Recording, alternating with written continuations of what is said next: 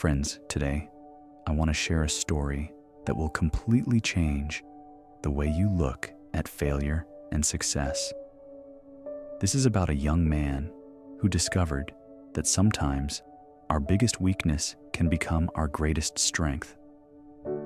There was a young man named David who worked in a big company. David had a problem. He stuttered badly when he spoke. In meetings, when he tried to share his ideas, people looked away. Some even laughed. His colleagues got promotions, but David was always ignored. One day his boss told him, "David, you have good ideas. But in business, communication is everything. Maybe you should consider a different career." Those words broke him. He thought his stutter would destroy his dreams. That evening, David was walking home, heart heavy. He passed an old mirror shop where the owner was throwing away a shattered mirror. "Wait," David said. "Why throw it away?" The old man shrugged. "It's broken into pieces." "No one wants a broken mirror. It's useless." David looked at the fragments. Instead of one reflection, he saw many different angles of himself. "Can I take it?" he asked. Surprised, the old man nodded. At home, David stared at the broken mirror. Each piece reflected a part of him he had never noticed before. And then it struck him. Maybe my stutter isn't a weakness. Maybe it's just a different way of speaking. The next day in a meeting, David did something new. He didn't fight his stutter. He embraced it. He spoke slowly, carefully, and something magical happened. People leaned in. They listened to every word. His boss said, "David, that was the most thoughtful presentation I've heard in months." David realized his stutter forced him to choose words with care. While others rushed, he made every word count. Soon, companies started inviting him to speak.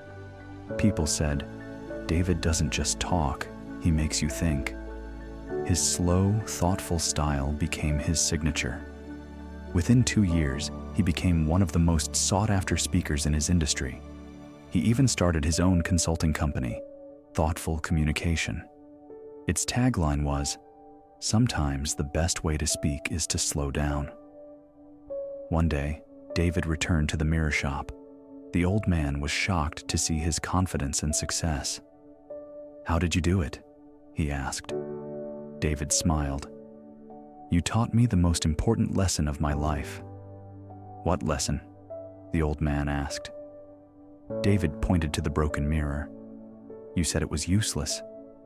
But when I looked at it, I saw something unique. Broken pieces don't make something worthless. They make it different. My stutter didn't ruin me. It defined me." Tears welled up in the old man's eyes.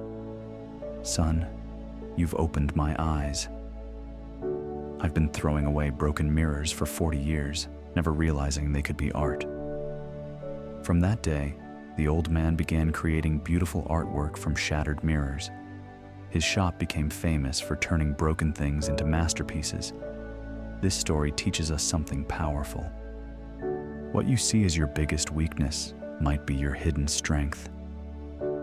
David's stutter slowed his speech, but that very slowness made people listen deeply. His flaw became his power. Maybe you think you're too quiet, but that might make you a great listener.